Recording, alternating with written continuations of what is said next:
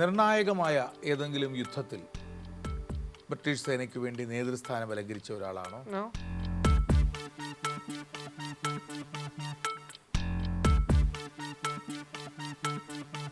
സാങ്കേതികതയിലോ ശാസ്ത്രത്തിലോ അദ്ദേഹത്തിന്റെ സംഭാവനകളുണ്ടോ? റെയിൽവേയുമായി കണക്റ്റഡ് ആണോ?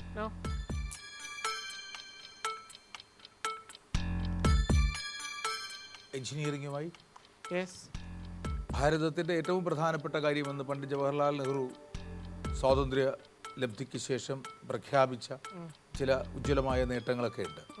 അത്തരം നേട്ടങ്ങളുടെയൊക്കെ ഒരുപക്ഷെ ഇന്ത്യയിൽ ആദ്യകാലത്ത് അല്ലെങ്കിൽ 19ാം നൂറ്റാണ്ടിൽ ഈ പറയുന്ന സാങ്കേതികമായ സഹായത്തോടെ സംഭാവനകൾ ചെയ്ത ആളുകളിൽ ഒരാളാണ്. അതെ. ചോദ്യങ്ങൾ കഴിഞ്ഞു പോയി. പക്ഷേ ഇനി എന്താണെന്നുള്ളത് ഈ കുറേ പേരുള്ളതുകൊണ്ടേ റീകൺഫേം ചെയ്യാൻ ചാൻസും ഇല്ല. 21 ചോദ്യങ്ങളും കഴിഞ്ഞു. ഒരു ചോദ്യം കൂടി ചോദിക്കാൻ അവസരമുണ്ടോ സാർ? ഇല്ല. ജൂറി കർശന ബുദ്ധിയാണ് ഈ കാര്യങ്ങളിൽ.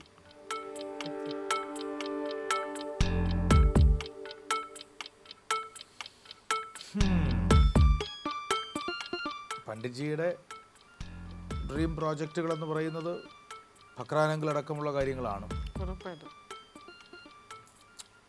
പറയൂ കൃഷ്ണകുമാർ. Congratulation Shri PS Krishnakumar. ഇച്ഛാശക്തിയുടെ പ്രതീകമായി കൊണ്ട് തന്നെ ഈ മത്സരത്തിൽ താങ്കൾ വിജയിച്ചിരിക്കുന്നു.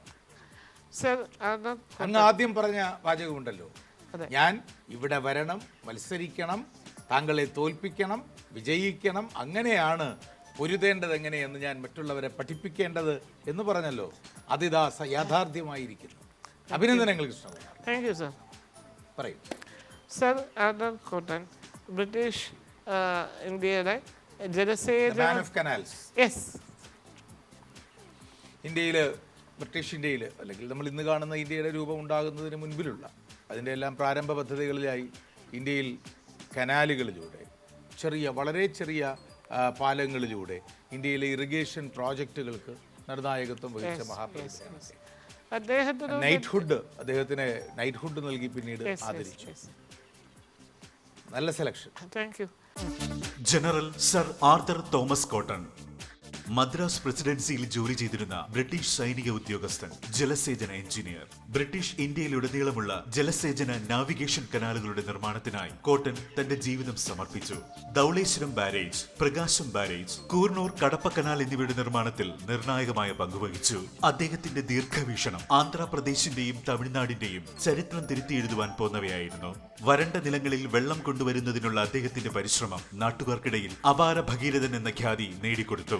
ഹൈഡ്രോളിക് എഞ്ചിനീയറിംഗിലെ അദ്ദേഹത്തിന്റെ പരിജ്ഞാനവും പ്രവർത്തനങ്ങളും ഗ്രാമീണ ഉപജീവന മാർഗം മെച്ചപ്പെടുത്തുന്നതിൽ അദ്ദേഹം വഹിച്ച പങ്കും ഇന്ത്യയുടെ ജലസേചന രംഗത്തെ അടിസ്ഥാന സൗകര്യ വികസനത്തിലെയും നാഴികക്കല്ലാണ്.